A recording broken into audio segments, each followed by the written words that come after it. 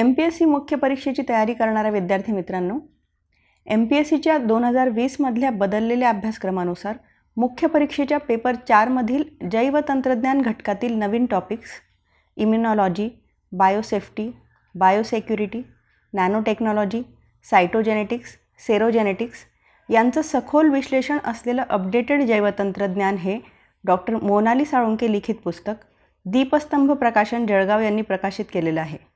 त्यातील महत्त्वाच्या संकल्पनांची व्हिडिओज आम्ही प्रसारित करीत आहोत. सविस्तर अभ्यासासाठी मूळ पुस्तक आणि त्यासोबतची एक्स्ट्रा बुकलेट जरूर वाचा.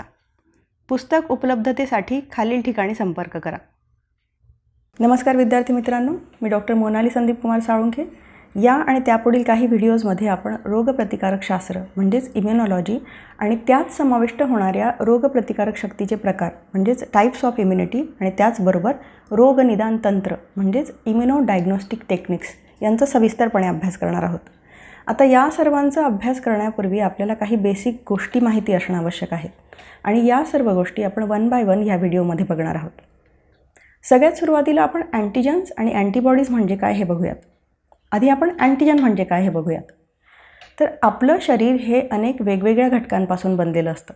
उदाहरणार्थ प्रोटीन्स, पॉलिसॅकराइड्स, पेप्टाइड्स, कार्बोहायड्रेट्स आणि या सर्व घटकांना सोडून इतर कुठल्याही घटकाला शरीर परकीय समजतं आणि त्या सर्व घटकांना शरीरातून घालवून लावण्याचा प्रयत्न करतं. उदाहरणार्थ सूक्ष्मजीव जसं जीवाणू, विषाणू, परजीवी, कवक किंवा या सर्वांनी तयार केलेले विशिष्ट घटक जसं प्रोटीन्स, पॉलिसॅकराइड्स, काही विषारी पदार्थ, काही वेळा वातावरणातले सूक्ष्मकण जसं धुलीकण किंवा परागकणसुद्धा आपलं शरीर परकीय म्हणूनच गणतं आणि अशा सर्व परकीय घटकांना जैविक भाषेत अँटीजन्स असं म्हणतात. काही वेळा आपल्या शरीरातल्या प्रोटीन्सनासुद्धा आपलं शरीर अँटीजन म्हणू शकतं. पण असं होऊ नये म्हणून आपल्या शरीरात विशिष्ट प्रकारची प्रक्रिया कार्यरत असते, जिला आपण निगेटिव्ह सिलेक्शन प्रक्रिया असं म्हणतो. ही प्रक्रिया टी सेल्स पार पाडत असतात आणि वेळोवेळी आपल्या शरीरातले अँटीजन्स हे आपलेच आहेत आणि ते परकीय नाहीत असा मेसेज शरीराला देत असतात. त्यामुळे आपली रोगप्रतिकारक शक्ती या अँटीजन्स विरुद्ध लढत नाही. पण काही विशिष्ट परिस्थितीमध्ये जर या पेशींमध्ये बिघाड झाला तर ऑटो इम्युन डिसीजेससारखे काही आजार उद्भवतात आणि आपल्याच अँटीजन्स विरुद्ध आपली रोगप्रतिकारक शक्ती कार्य करते. आता याच्या आणखी खोलात न जाता आपण मूळ मुद्द्याकडे येऊयात. आता आपण अँटीबॉडीज म्हणजे काय हे बघूयात.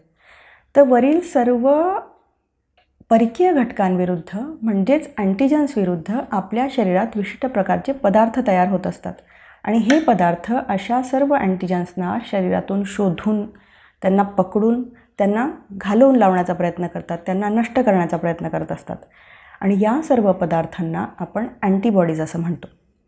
आता याचा सविस्तर अभ्यास आपण पुढे करणारच आहोत. सध्या अँटीजन आणि अँटीबॉडीज म्हणजे काय हे तुमच्या लक्षात आलं असेल. तर अशा सर्व प्रकारच्या अँटीजन्स विरुद्ध वेगवेगळ्या प्रकारच्या अँटीबॉडीज तयार करून आपलं शरीर आपलं वेगवेगळ्या आजारांपासून आणि संक्रमणापासून संरक्षण करत असतं आणि या संरक्षण प्रक्रियेला आपण रोगप्रतिकारक शक्ती म्हणजेच इम्युन सिस्टीम असं म्हणतो. आता या रोगप्रतिकारक शक्तीची प्रत्यक्ष अंमलबजावणी घडवून आणण्यासाठी आपल्या शरीरात काही सिस्टीम्स असतात, जसं लिम्फॅटिक सिस्टीम्स, याला आपण लसिका संस्था असंही म्हणतो. आता समजायला सोपं व्हावं म्हणून इथं आपण या लसिका संस्थेची तुलना सर्क्युलेटरी सिस्टीमशी म्हणजेच रक्ताभिसरण संस्थेशी करणार आहोत. ज्याप्रमाणे रक्ताभिसरण संस्थेमध्ये हृदय असतं त्याचप्रमाणे लिम्फॅटिक सिस्टीममध्ये म्हणजे लसिका संस्थेमध्ये लिम्फ नोड्स असतात. ज्याप्रमाणे इकडे रक्त असतं त्याप्रमाणे इकडे लसिका असतात, लिम्फ असतं. ज्याप्रमाणे इकडे रक्तवाहिन्या असतात त्याप्रमाणे इकडे लसिका वाहिन्या असतात. ज्याप्रमाणे इकडे फुफ्फुस किंवा किडनी असते यासारखे सहयोगी अवयव असतात त्याचप्रमाणे इकडे स्प्लीन म्हणजेच प्लीहा, टॉन्सिल्स, थायमस ग्रंथी, पेयर्स पॅचेस किंवा बोन मॅरो यासारखे सहयोगी अवयव असतात. आता या सर्वांचा मिळून रोगप्रतिकारक शक्ती अंतर्गत समावेश होतो आणि हे सर्व घटक एकत्रितरित्या आपल्या शरीरात रोगप्रतिकारक शक्ती निर्माण करत असतात. आता या रोगप्रतिकारक शक्तीची काम करण्याची पद्धत आणि परिणामकारकता यावरून या शक्तीचे दोन प्रकार पडतात. एक म्हणजे इनेट इम्युनिटी आणि दुसरं म्हणजे ॲडॅप्टिव्ह. यालाच आपण ॲक्वायर्ड इम्युनिटी असंही म्हणतो. आता सर्वात सुरुवातीला आपण इनेट इम्युनिटी म्हणजे काय हे समजून घेणार आहोत. आता आपल्या शरीरात कुठलाही सूक्ष्मजीव किंवा शरीरबाह्य घटक प्रवेश करू नये म्हणून आपल्या शरीरात जी प्राथमिक स्वरूपाची संरक्षण प्रणाली असते तिला आपण इनेट इम्युनिटी असं म्हणतो.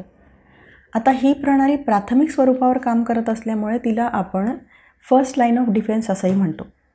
याउलट ॲक्वायर्ड इम्युनिटी म्हणजे काय, तर ज्यावेळी शरीर संरक्षणात इनेट इम्युनिटी अपूर्ण पडते त्यावेळी नेक्स्ट लाईन ऑफ डिफेन्स म्हणून ॲक्वायर्ड इम्युनिटी काम करते. आता यासाठी आपण एक छान उदाहरण घेणार आहोत. समजा हा किल्ला आहे आणि त्या किल्ल्याच्या पायथ्याशी असणारी तटबंदीची भिंत किंवा खंदक आहे. तर ही तटबंदीची भिंत किंवा खंदक म्हणजे त्या शत्रूविरुद्धची फर्स्ट लाईन ऑफ डिफेन्स म्हणजेच इनेट इम्युनिटी होय. आणि जर समजा ही तटबंदीची भिंत किंवा खंदक पार करून जर शत्रू आत आलाच तर त्याविरुद्ध स्पेशल धनुर्धारी सैनिक किंवा तोफा अशा स्पेशल सैनिकांचं काम सुरू होतं. आणि हे स्पेशल सैनिक म्हणजेच ॲडॅप्टिव्ह इम्युनिटी म्हणजेच ॲक्वायर्ड इम्युनिटी. आणखी एक महत्त्वाचा फरक म्हणजे इनेट इम्युनिटी ही स्पेसिफिक नसते. म्हणजे पायथ्याशी असणाऱ्या सर्व प्रकारच्या शत्रूंशी किंवा घोड्यांशी किंवा हत्तींशी ते पायथ्याशी असणारे सैनिक हे सारख्याच पद्धतीने लढतात. म्हणजे ते केवळ तलवारीने किंवा बाणांनीच लढतात. याचप्रमाणे इनेट इम्युनिटीमध्ये सर्व प्रकारच्या अँटीजन्स विरुद्ध एकाच प्रकारचा हल्ला केला जातो. याउलट ॲक्वायर्ड इम्युनिटीचं असतं. म्हणजे समजा पायथ्याची तटबंदीची भिंत किंवा खंदक पार करून शत्रू आत आलाच तर काही अनुभवी सैनिक या शत्रूच्या सैनिकांविरुद्ध कसं लढायचं हे ठरवतात. त्यांच्या कुठल्या सरदारावर कुठल्या बंदुकीने वार करायचा हे ठरवतात. त्यांच्या कुठल्या नेत्याला कशा पद्धतीने घेरायचं हे ठरवतात. त्यांच्या कुठल्या तुकडीला कुठल्या पद्धतीने नष्ट करायचं हे ठरवतात.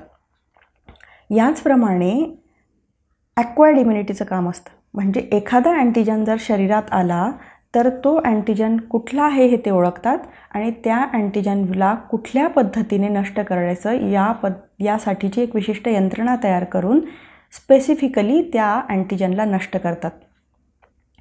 आता तिसरा एक महत्त्वाचा फरक म्हणजे इनेट इम्युनिटीमध्ये मेमरी तयार केल्या जात नाही. म्हणजे कुठल्या अँटीजन विरुद्ध आपण कशा पद्धतीने लढलो वगैरे वगैरे काहीच लक्षात ठेवलं जात नाही. याउलट ॲक्वायर्ड इम्युनिटीमध्ये मेमरीज तयार केल्या जातात. म्हणजे विशिष्ट अँटीजन ज्यावेळी शरीरात आला त्यावेळी तो कसा दिसत होता आणि त्याविरुद्ध आपण कसे लढलो हे सगळं मेमरीच्या रूपात लक्षात ठेवलं जातं. जेणेकरून पुढच्या वेळी तोच सूक्ष्मजीव शरीरात प्रवेश केल्यानंतर फारसा वेळ न दवडता मेमरीच्या आधारावर अशा सर्व सूक्ष्मजीवांना लवकरात लवकर नष्ट केलं जातं. आता या पार्श्वभूमीवर आपण इनेट इम्युनिटी कशी कार्य करते हे थोडक्यात बघणार आहोत. तर इनेट इम्युनिटी अनेक वेगवेगळ्या पद्धतीने सूक्ष्मजीवांशी लढत असते. एकतर फिजिकल बॅरियर तयार करून म्हणजेच भौतिक अडथळे तयार करून, दुसरं म्हणजे पेशींद्वारे संरक्षण घडवून आणून, तिसरं म्हणजे कॉम्प्लिमेंट सिस्टीम, चौथं म्हणजे इन्फ्लॅमेटरी रिस्पॉन्स देऊन आणि पाचवं म्हणजे सायटोकाइन्ससारखे घटक तयार करून. आता सगळ्यात सुरुवातीला आपण फिजिकल बॅरियर म्हणजेच भौतिक अडथळे निर्माण करून इनेट इम्युनिटी सूक्ष्मजीवांविरुद्ध कशी लढते हे थोडक्यात बघणार आहोत. आता फिजिकल बॅरियरमध्ये त्वचा आणि म्युकस मेम्ब्रेनचा समावेश होतो. आता त्वचा कशी कार्य करते हे थोडक्यात आपण बघणार आहोत. ती सूक्ष्मजीवांना कशी मारते हे आपण बघूयात. त्वचेचा pH हा 2 ते 3 असतो आणि अशा ॲसिडिक pHमध्ये सूक्ष्मजीवांची वाढ होऊ शकत नाही. याबरोबरच त्वचेच्या घामात असणारे लायसोझोम विकर ही सूक्ष्मजीवांची सेल वॉल म्हणजेच पेशीभित्तिका ब्रेक करतात, नष्ट करतात. त्यामुळे तिथं सूक्ष्मजीवांची वाढ घडून येऊ शकत नाही. आता म्युकस मेम्ब्रेन कसं काम करतं ते आपण बघूयात. म्युकस मेम्ब्रेन म्हणजे श्लेष्मल द्रव हे अत्यंत पातळ आणि चिकट द्रव असतं जे शरीरातल्या आतमध्ये असणाऱ्या विशिष्ट अवयवांवर स्रवलं जातं. उदाहरणार्थ श्वसनमार्ग, पचनमार्ग. आणि या म्युकस द्रवांना विशिष्ट अँटीजन चिकटून ते वेळोवेळी शरीराच्या बाहेर टाकले जात असतात. काही वेळा नाकातले अँटीजन्स हे शिंकेद्वारे आणि घशातले अँटीजन्स हे खोकल्याद्वारे वेळोवेळी शरीराच्या बाहेर टाकले जात असतात. याचप्रमाणे अश्रूंद्वारे सुद्धा काही धुलीकण आणि अँटीजन्स हे वॉशआउट केले जात असतात. आता पेशीद्वारे आपलं शरीर अँटीजन्स विरुद्ध कसं लढतं हे आपण थोडक्यात बघणार आहोत. म्हणजे इनेट इम्युनिटी पेशींद्वारे आपलं संरक्षण कशी करते हे आपण इथे बघणार आहोत. आता समजा स्किनला पार करून हे विशिष्ट अँटीजन जर शरीरात आलेच तर या विशिष्ट अँटीजनला WBCs म्हणजेच व्हाईट ब्लड सेल्स सारख्या काही पेशी खाऊन टाकतात, गिळंकृत करतात आणि त्यांच्या विरुद्ध एक विशिष्ट रिस्पॉन्स तयार करतात. या WBCsनाच ल्युकोसाइट्स असंही म्हणतात. आता या पेशी अनेक वेगवेगळ्या प्रकारच्या असतात. उदाहरणार्थ न्यूट्रोफिल, मॅक्रोफॅजेस, डेंड्रिटिक सेल्स यांना फॅगोसायटिक सेल्स असं म्हणतात. फॅगोसाइट्स याचा शब्दशः अर्थ खाऊन टाकणाऱ्या पेशी असा होतो. थोडक्यात या सर्व पेशी सूक्ष्मजीवांना खाऊन टाकतात आणि या प्रक्रियेला फॅगोसायटोसिस असं म्हणतात. या पेशी या विशिष्ट अँटीजनच्या वर आपल्या प्लाझ्मा मेम्ब्रेनला नेतात आणि त्या विशिष्ट अँटीजनला फॅगोझोमद्वारे पकडतात, गुंडाळतात आणि नंतर लायसोझोममध्ये मर्ज करतात. आता लायसोझोममध्ये असणारे विशिष्ट विकर आणि आम्लाद्वारे या विशिष्ट अँटीजन्सला नष्ट केलं जातं, त्यांचे तुकडे तुकडे केले जातात. याचप्रमाणे बेसोफिल आणि इओसिनोफिल पेशी असतात, त्या ॲलर्जिक रिॲक्शनमध्ये महत्त्वाच्या असतात. यानंतर अजून महत्त्वाच्या ज्या पेशी असतात त्या NK पेशी असतात, नॅचरल किलर सेल्स. या पेशी सरळ सूक्ष्मजीवांशी लढत नाहीत, तर ज्या सूक्ष्मजीवांनी विशिष्ट पेशीवर हल्ला केलेला असतो त्या पेशींना त्या मारतात. उदाहरणार्थ एखाद्या विषाणूने जर एखाद्या पेशीला संक्रमित केलेलं असेल तर त्या विषाणूसहित त्या पेशीला त्या नष्ट करतात. यानंतरची पेशी आहे मास्ट पेशी. ही सुद्धा अत्यंत महत्त्वाची पेशी असून ती ॲलर्जिक कंडिशन आणि इन्फ्लॅमेटरी रिस्पॉन्सेसमध्ये महत्त्वाची भूमिका बजावते आणि जखम भरून काढण्यासाठी कार्य करते. हे झालं सर्व पेशींच्या बाबतीत. या व्यतिरिक्त इनेट इम्युन सिस्टीममध्ये आणखी एका मेकॅनिझमचा समावेश होतो, ज्याला आपण कॉम्प्लिमेंट सिस्टीम असं म्हणतो. यात लिव्हरमध्ये असणाऱ्या विशिष्ट लहान लहान प्रथिनांचा समावेश होतो आणि ही लहान लहान प्रथिनं कॅस्केड तयार करून अँटीबॉडीज आणि फॅगोसायटिक पेशींना त्यांच्या कामात मदत करतात. यानंतरचं मेकॅनिझम म्हणजे इन्फ्लॅमेटरी रिस्पॉन्स. यालाच आपण मराठीत सूज असं म्हणतो. आता इन्फेक्शन झाल्या तयार होणारा हा पहिला रिस्पॉन्स असतो आणि यात 4 लक्षणांचा समावेश होतो. एक म्हणजे रुबर, दुसरं म्हणजे कॅलोर, तिसरं म्हणजे डॉलोर आणि चौथं म्हणजे ट्युमर. या व्यतिरिक्त अजून एक 5वा रिस्पॉन्स असतो, लॉस ऑफ फंक्शन. यात इन्फेक्शन झालेला अवयव त्याचं काम करणं बंद करतो. आता रुबर म्हणजे रेडनेस, त्वचा लाल होणे. म्हणजे ज्या ठिकाणी इन्फेक्शन झालेलं असतं त्या ठिकाणी रक्ताचा पुरवठा वाढतो आणि तिथली त्वचा लाल होते. दुसरं म्हणजे कॅलोर, थोडक्यात हीट. म्हणजे ज्या ठिकाणी इन्फेक्शन झालेलं आहे तिथलं तापमान वाढतं, थोडक्यात संपूर्ण शरीराचं तापमान वाढतं आणि याला आपण ताप येणं असं म्हणतो. तिसरं म्हणजे डॉलर, थोडक्यात पेन, वेदनेची जाणीव. ठीक आहे. आणि चौथं म्हणजे ट्युमर म्हणजे स्वेलिंग म्हणजेच इन्फ्लॅमेशन. थोडक्यात ज्या ठिकाणी इन्फेक्शन झालेलं आहे त्या ठिकाणच्या रक्तवाहिन्या मोठ्या होतात आणि सूज निर्माण होते. आता या संपूर्ण प्रक्रियेमध्ये हिस्टॅमाइन आणि सेरोटोनिनसारखी काही रसायनं सोडली जातात आणि ती संदेश पाठवून रोगप्रतिकारक यंत्रणेला जागं करतात. ते न्यूट्रोफिललासुद्धा संदेश पाठवतात आणि अबंडंट प्रमाणात असलेल्या रक्तामधल्या न्यूट्रोफिल्स या वेगवेगळ्या ल्युकोसाइट्सला आणि लिम्फोसाइट्सला तिथे बोलावतात.